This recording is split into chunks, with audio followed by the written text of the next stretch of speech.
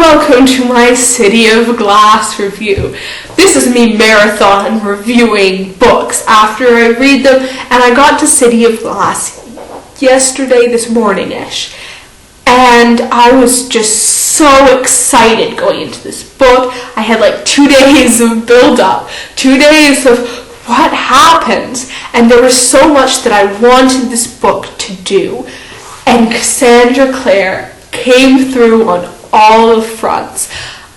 I think that I would have liked this book a little less if I was reading these books as they came out and I thought that this was the end of the Shadowhunters series, but to me it feels like a good middle volume, and the ending it left things open, and it felt more like sort of like the eye of the storm.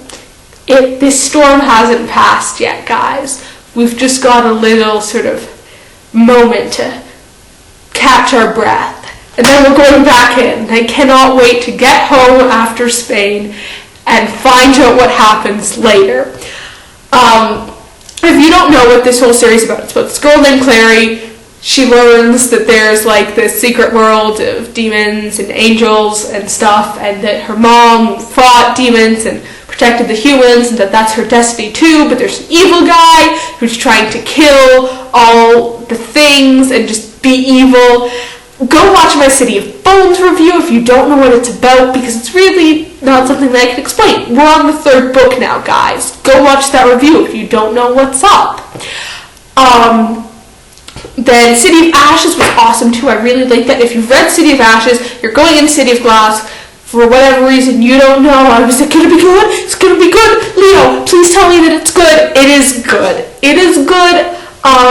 Some of my worries about City of Glass did sort of come true, but all in all, I really enjoyed it. It was a lot of fun, and that's what this series is. It's a fun series, and City of Glass was not a disappointment. So I'm just going to go right into spoilers. Praise the Lord! Or whatever you believe in, because I am pretty atheist. Praise the Force! The incest is finally over. I have waited like 2 books for this. And I thought that they were going to sort of like get the incest out of the way a lot earlier so that we could have some sweet Clay scenes. But they didn't. And our best Clay scene was when they still thought that they were related. That was really, really disturbing. And by that point, I was just going, come on, you've hinted at it so much, just let them know that they're not brother and sister. It's not that hard. Clary still hasn't stabbed anything. I did like her in this book. I liked her more than in the last book because it is her story, and I sort of got more of a sense of that in this book because she is the one who ends up saving everybody through the power of runes. But I still wish that we could just give her a seraph blade. She could stick it in some things. That would be nice. I hope that happens in City of Fallen Angels. I was a little sort of iffy about Idris because, like I said in my last review, I really like the New York setting of the books. I love the way that they're doing it.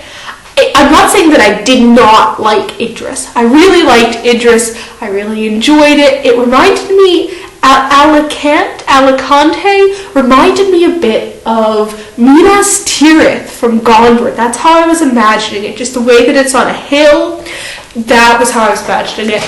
But New York is better, because it's New York City. Who doesn't love New York City?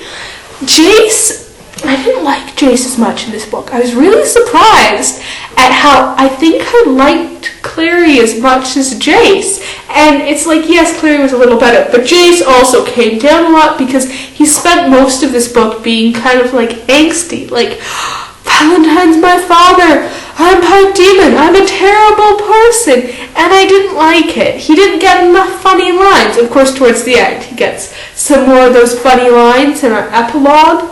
But still, Jace, your job is to be beautiful and to have the funny lines, so don't be getting all angsty, even though you've got a good reason for it. And I still liked him. Like, all of these things I'm saying, I still liked it. It just wasn't perfect. It was like 99% awesome, but just needed that 1%. Just one question. That demon and one of those girls, her name started with A. I can't remember her name. I got a lot of the new characters really confused because we got a bunch of new Idris characters just sort of dumped on us all at once. Like, oh yeah, we're staying with these people, and there's this person, this person, this person, this person. Meet them all, memorize their name, because stuff might happen with them later on. And one girl, there was something with a demon, and like, it had like a hand in her belt, and what was going on with that demon? Is it, because it was giving me very end of Days of Blood and Starlight vibe. If you've read Daughter of Smoke and Bone, you know what I'm talking about. It just felt really, I did not know what was going on. And, well, I might know what's going on, but I don't want to. Was that demon raping her? Was that what was going on? Oh my god. There was actual incest in this book. There's a scene with Clare and Sebastian, and they kiss. And of course, it's sort of being very heavily hinted that Sebastian is Clary's real brother. Did you guys get that feeling? I got that feeling. So when they kissed and Clary felt that it was wrong and stuff, it was awkward. But I also liked that she felt that it was wrong. She broke it off and it wasn't really her idea. Do people actually feel like that when they're kissing their brother without knowing it? Because I don't think that you would. It's like, yes, I do have a brother and I know that he's my brother, but if I didn't know, I don't think that I would just be there like, oh, I feel it, it's wrong, I feel it in my soul. That scene was weird. Magnus and Alec were so cute together at the end when it's like, they're both sort of like, do I go ask him to play with me? Does he come ask me to play with me? Because I don't know if I'm going to go. And so far, it was really nice, because so far it's mostly been all Magnus going, yes, Alec, yeah, I'm going to, make the move. And I really felt like that's been what's going on so far. And Alec was the one who went and found Magnus and asked him. Then they were kissing. Yes, Alec. You go, Alec. Good for you, Alec. I hope that they live happily ever after. And that Magnus finds some way to be mortal, or Alec finds some way to be immortal, because otherwise I'll be sad. The fact that Raziel just sort of killed Valentine at the end, it was just sort of like, oh, and then I just killed him. I hope you didn't mind, Claire. And she's there like, no, I didn't. I'm your master. I want Jace to come back to life. But Raziel it felt a little anticlimactic. Because I feel like it should have been Clary who killed him, because she's the hero, and that's how I feel like, that's how the hero's journey is supposed to go. You get the villain, and then the hero kills the villain, but Valentine was just sort of like dismissed without really like a second thought, and it was really fast. I mean, part of that goes into this feeling that I have with this book, that it doesn't feel like the end to a series. Mostly because the ending was very sort of sudden. It just sort of ended. A lot happens in this book. A lot happens, and it's really fun. It's really awesome. But the ending just sort of like goes through really fast, and then all of a sudden, it's the end. And they're dancing, and there's a party, and Jay says something, Claire says something, they hold hands, it's okay, they're together, and then it's over. That's how it felt to me. And of course, I know that there is another series going after this, so I'm totally fine with that. But looking at it from the perspective of this book was originally the end of the series, I don't think that it works that well as the end of the series. But it works really well as a midpoint, because once again, we've got that thing where somebody's not actually dead.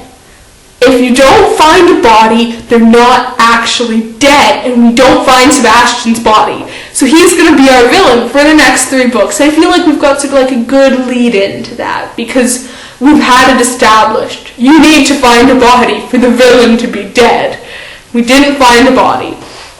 I loved Clary's epic speech to Clave. That was epic. Clary doesn't get a lot of badass moments, but that was one where she's just there like standing up. You will listen to me. And It reminded me a bit of Elizabeth Swann's speech from the third Pirates of the Caribbean movie, which was like the only part of that movie that I liked. And it was just so perfect. I really enjoyed this book. I feel like I'm almost downgrading it because it felt a lot, this book, the first two books didn't really remind me of Daughter of Smoke and Bone as much as this book did. And I feel like Dreams of Gods and Monsters, the third book in the Daughter of Smoke and Bone series, wrapped it up better than this did. And I really recently read that, and I feel like it's really unfair because it's just an unfair comparison. Although I will say that City of Glass is more fun than Daughter of Smoke and Bone. Daughter of Smoke and Bone is more heavy, City of Glass is more fun. I love them both equally. I'm not trying to say that one's better than the other. And I'm not saying this to try and not offend people. I really enjoyed this book. I really loved this book. Let's just take a moment to talk about the new covers of this series. That's actually the reason that I was there, like, I want to read those. Because if you've seen the new covers, they've got like a thing along the sides and they make a skyline of Manhattan with all the people standing in front of it. And I saw the spines and I went, I want those spines on my shelf. And then I was there like, but wait, you read City of Bones and you didn't like it. So, like the old ones, for City of Bones, we've just got like a topless guy like this, and it feels really cheap. And like, there are topless guys in this. No! There's demons and monsters and death in this. There's also topless guys, but it's mostly demons and monsters and death. City of Ashes is okay. Then City of Glass, we've just got like a guy on it, and I'm not even sure who he is. And then the new ones. The first one is Jason's got a sword on it. He looks all epic and tormented and badass and sassy. Awesome. And then the second one, we've got Clare, and she's holding it in. Her hair is blowing in the wind. Gorgeous. And then City of Glass, I'm not sure who it is, but he looks cool. I love those covers so much. So, City of Glass, lots of fun, really awesome. Great book to sort of give us this calm and storm. And I cannot wait to get to sort of like the part 2 trilogy of the Mortal Instruments, which I'm going to read sort of like the way that they came out with the Infernal Devices, because apparently that's how you're supposed to read it. I will see you then, which should be in a few months. But, bye!